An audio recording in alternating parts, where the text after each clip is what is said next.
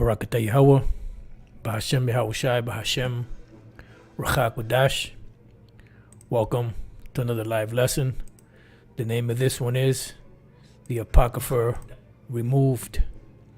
And I did a lesson on this years ago, dealing with the Apocrypha and it being removed from the Bible. There's different accounts out there. Some say that the Roman Catholic Church removed it, but then, you have certain Roman Catholic Church Bibles that have it. And there's other,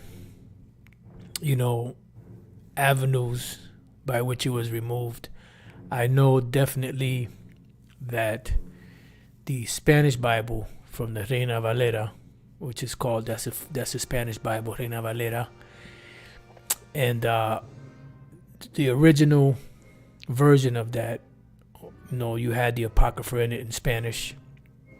And then in 1862, it was removed by Dr. Lorenzo Lucena.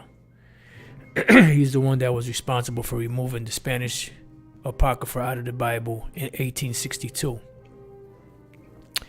Now, the one in the English Bible, the King James, was removed in 1826 by the Biblical Destruction Group, BDG. What I did first, before we get into that, I typed in why was the Apocrypha removed from the Bible, and this is the bullshit reason they gave. The reason that not printing the Apocrypha within the Bible would prove to be less costly to produce. Come on, man. Since that time, most modern editions of the Bible and reprintings of the King James Bible omit the Apocrypha section. Modern non-Catholic reprintings of the Clementine Vulgate commonly omit the Apocrypha section. And it's because it reveals too much. There's so much history in there that ties the rest of the scriptures together, such as, where the Israelites went to, the 10 lost tribes, the history of the in-depth history of the Hellenization of the nation of Israel, and why they couldn't call themselves Jews or Israelites, and many other things, but those are two of the main ones. So the book of Proverbs 30:5 says, every word of the Most High is pure. He is a shield unto them that put their trust in him. Add thou not unto his words, lest he reprove thee, and thou be found a liar. And we read in the Revelation 22 that if you remove anything, if you remove or you add anything, the Lord is going to remove you and add these plagues. Revelation 22:18, for I testify unto every man that heareth the words of the prophecy of this book. If any man shall add unto these things, the Most High shall add unto him the plagues that are written in this book. And if any man shall take away from the words of the book of this prophecy, the Most High shall take away his part out of the book of life and out of the holy city and from the things which are written in this book. So you're not supposed to add or take away from this book. Now I have here a poor wise man saved the lives of those in the city. This is dealing with the book of Ecclesiastes. The poor wise man saved the city. This is dated February 16, 2013. Now this is a blog. The Biblical Apocrypha gives you a page of it, and as you can see, I have a copy of the books of the Old Testament, the books called Apocrypha, and the books of the New Testament. And what do you have here? 1st and 2nd Ezra, Tobit, Judith, the rest of Esther, Wisdom of Solomon, Ecclesiasticus, Baruch with the epistles of Jeremiah, the Song of the Three Children, the story of Susanna, the idol, Bel, and the dragon, the prayer of Manasseh, 1st and 2nd Maccabees. So these are the books called the Apocrypha, which we have in the King James Version. You get any old King James Version Bibles, and you will see that the Apocrypha was in it, especially the ones going back to 1611. All right. So here it says, if you own a King James Bible, the first and biggest change you will notice is that the original 1611 edition contains several extra books in the appendix between the Old Testament and New Testament labeled the books of the Apocrypha. The appendix includes several books which are found in the Catholic Old Testament, such as the Book of Wisdom, Sirach, Baruch, 1st and 2nd Maccabees, and others. And as you heard Elder Apostle Gabar mention in his lesson, that during the inauguration of Trump, that priest read from the Apocrypha, he read the Wisdom of Solomon, chapter 13. So why are they reading from the Apocrypha? Never in history have they ever read from the Apocrypha. They never brought anything out of the Apocrypha. But now all of a sudden that we're teaching from the Apocrypha, they had a nerve to bring it out. But hey, whatever. Some may be tempted to dismiss the omission of these books from the King James Bible as superfluous add-on to the translation, and that its omission really does not change anything important about the King James Bible. On the contrary, the so-called Apocrypha formed an integral part of the text, so much so that the Protestant scholar E.G. Godspeed once wrote, "Whatever may be our personal opinions of the Apocrypha, it is a historical fact that they formed an integral part of the King James Version, and any Bible claiming to represent that version should either include the Apocrypha or state that it is omitting them. Otherwise, a false impression is created." Okay. Now, what we're going to do is going to jump around a little bit. All King James Bible published before 1666 included the Apocrypha. In 1826, this is a key date, the British and Foreign Bible Society decided that no BFBS funds were to pay for printing any apocryphal books anywhere. All right. And this is a key date because here it says the British and Foreign Bible Society.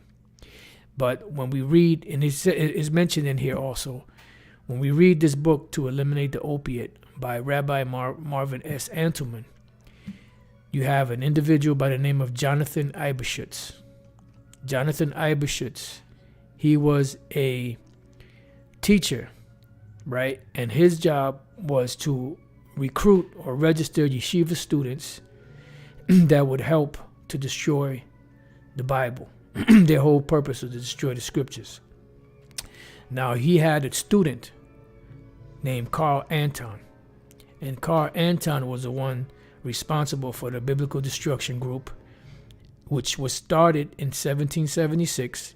And 50 years later, they were able to take out the Apocrypha from the Bible in 1826. So this information lines up with the information brought out here.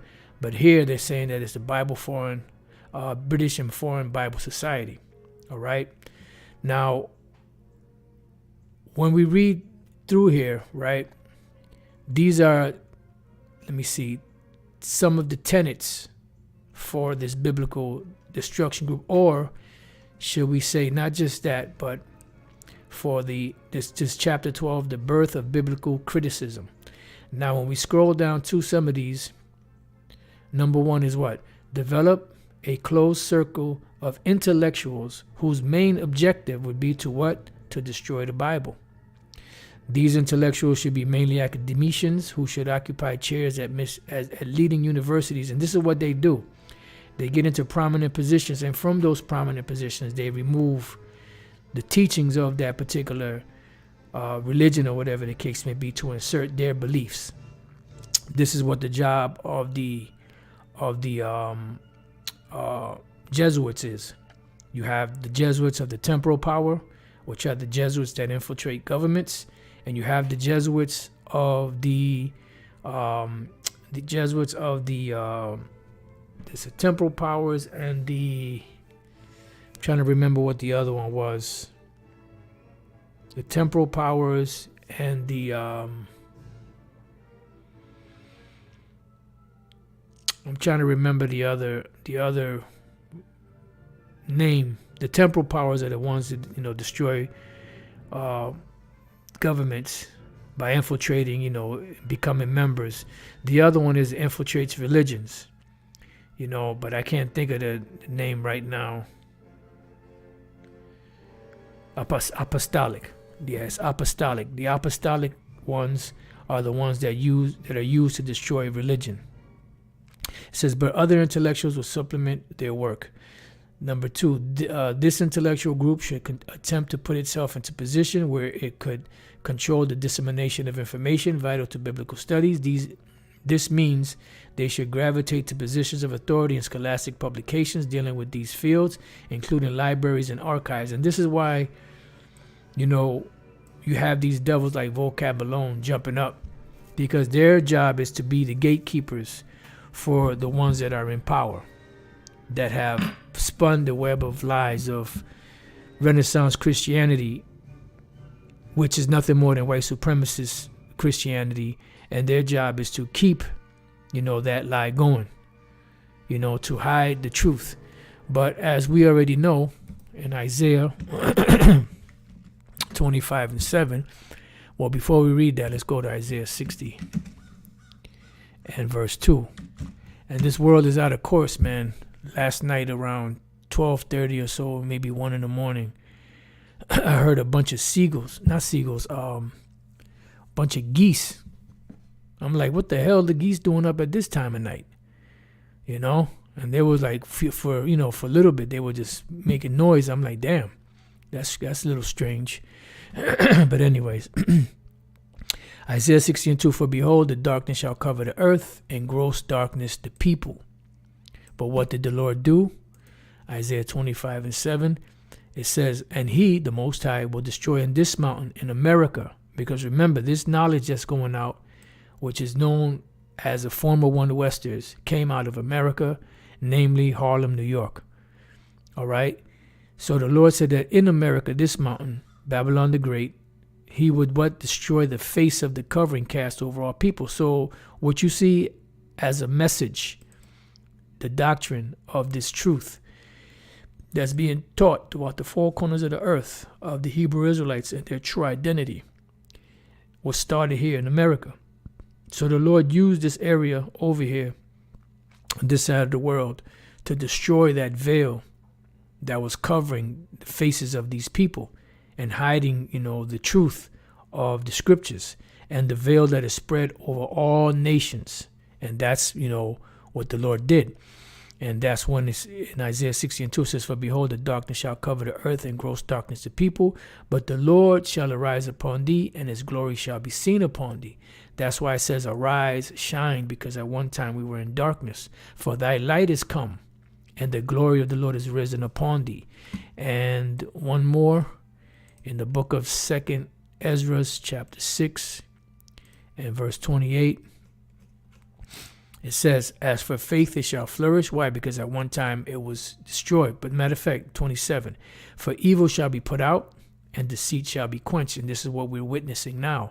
As for faith, it shall flourish, corruption shall be overcome, and the truth, which hath been so long without fruit, shall be declared. And that's what we're seeing right now. So, you can read through this. I also put this in the description box. Well, here, they even bring this part out. Matter of fact, let me read from here. The classic Spanish translation of the Bible is that of Casiodoro de Reina, revised by Cipriano de Valera. That's why it's called the Reina Valera, because it was, translated by Casiodoro de Reina, and it was revised by Cipriano de Valera. So that's why it's Reina Valera. I believe that's 1562 or 1520 something. It's been so long since since I went over that history, I forgot the year the Spanish Bible was translated. It says, it was for the use of the incipient Protestant movement and is widely regarded as the Spanish equivalent of the King James Bible. This was the first version of the complete Bible in Spanish, including Apocrypha, and is known as Biblia del Oso because of the honey-eaten bear on this title page, as you can see there. It says, Catholic Bibles contain the entire canonical text identified by Pope Damasus and the Synod of Rome, 382, and the local councils of Hippo, 393, and Carthage, 397, containing St. Jerome's Latin Vulgate translation, 420. This is all 420. This is our AD, Anno Domini, and decreed infallibly by the Ecumenical Council of Trent. Remember the Council of Trent, okay? You know about the Council of Trent? 1570, inside joke. In 1862, the Apocrypha was removed from the Spanish translation, La Santa Biblia. It says, a revision of the complete Bible was made by Dr. Lorenzo Lucena, which he is a real demon. And Lucena is close to the word Lucero. Lucero is a Spanish way of saying Lucifer, enlightened ones. So I thought that was kind of interesting that his last name also means, a light bearer, like Lucifer. All right, and that Lucifer is not a title of the devil, the spiritual demon Satan. It is a title of the people that are called the so-called Illuminati, alumbrados, whatever you want to call them, that have the light of this world, the light of wickedness. So as a professor at Oxford University, his changes included additional revisions in orthography, and a modernized diction was added. The Old Testament Apocrypha, which had been placed between the Testaments, was removed. This version was commissioned and published for the Society for Promotion of Christian Knowledge, or the SPCK, by Oxford University. And when you read through this book here, especially this section here, chapter 12, it tells you how that this biblical destruction group was disbanded 50 years later, when by the time they got a chance to remove the Apocrypha out of the Bible. But they just went underground and split into different names, different groups. And that's all they do. They're found out, they break up, so-called break up, but then they go and they form other groups and other groups and subgroups under that and other groups from there, and they keep branching out. This is why there's a picture with the so-called bankers or the international bankers as an octopus with their tentacles all over the earth. Because in every facet of society, any place that makes wealth, any place that has money, makes decisions, has resources, their hand is in there somehow, some way. Whether it's religion, political, financial, so on and so forth. All right, so let's jump down to, let's go to Carl. That's Carlos Pereira. Carl Anton, right? Let's see. These books, War Against the Bible. These books were removed by organizations that were antagonistic towards the word of the Lord. The Apocrypha are books of the Holy Bible, and such are meant to be read and referred to for instruction and for wisdom, knowledge, and understanding. Apocrypha, Ecclesiastes 2:20. The root of wisdom is to fear the Lord, and the branches thereof are long life. Apocrypha, Ecclesiastes 2:26. If thou desire wisdom, keep the commandments, and the Lord shall give her unto thee. There always has been and concurrently exists movements, ideology, philosophy, religions, lifestyles, culture, and civilizations whose purpose is to be in opposition to Yahweh, the Most High, Yahushai. Okay, so this has to be a brother that put this together, because ain't nobody uses these names but one Westers. Wow, that's heavy. I didn't even know that. I didn't even know that was in there. Took me by surprise. All right. This is a well put together blog. It says, and the Bible. The Antelman relates a history of Frankish and Illuminati connections, and that's exactly what they are. And the main individual was Jonathan Eibschutz, and one of his main students was Carl Anton. It says the origins of one of these movements. Rabbi Antelman relates a history of Frankish and Illuminati connections. Let me read that again. And the effect their union had upon societies, biblical societies, that is, governments, and the continuation of biblical adversity. One such proselytizer was Frankish Carl Anton, who, in 1776, organized a biblical destruction group, which sometimes it appears as a BDG in this book here, to eliminate the opiate. A closed circle of intellectuals whose main objective would be to destroy the Bible. The ideology progeny of these two groups branched off into revolutionary and biblical countergroups in Central Europe in the late 18th century and metastasized in the United States about the middle of the 19th century in the form of the political, economic, and social sciences. Revelation 22:18-20, which we read, that if they they add to the book, the Lord will add the plagues. If they take away from the book, the Lord will take away from the book of life. The intellectual resistance movement and spiritual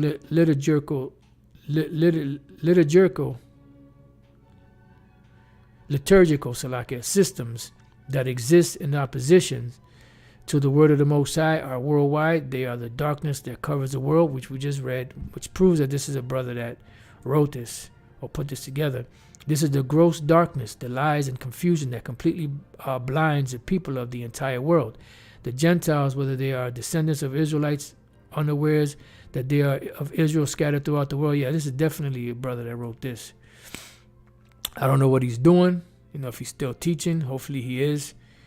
But this is well put together. Or whether they are the nations of the world will soon come around to know who the representatives of the Lord, the aristocratic priestly families who govern the world, known openly as Illuminati, will soon see the Lord raise his chosen aristocratic priestly class, the descendants of the royal families of Israel, known as the biblical elect, to govern the world. Beautiful.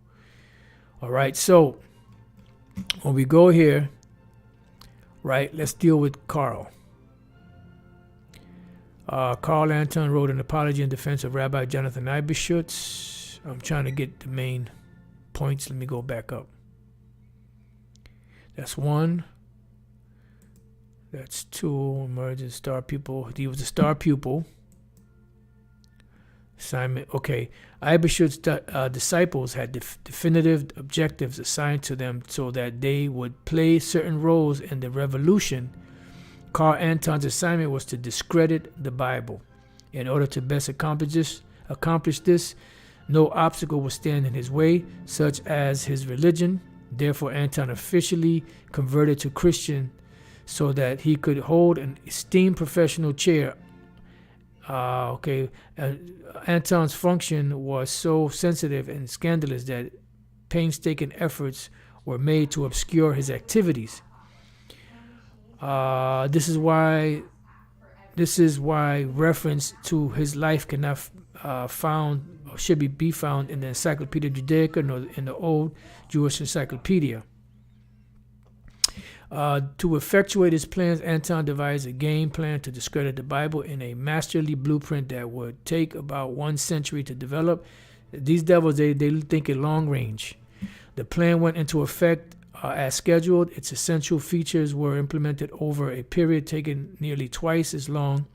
For Anton could not anticipate future setbacks in the Illuminati timetable. Anton's blueprint was as follows, and we read some of the things that they did. Number 4 says all sections of the Illuminati, Frankists, and fellow revolutionaries of future generations must cooperate fully to promote and enhance the career advancement of the Biblical Destruction Group, BDG, and should apply pressure when necessary toward that advancement. Now, you could read on through here. This is the main chapter here.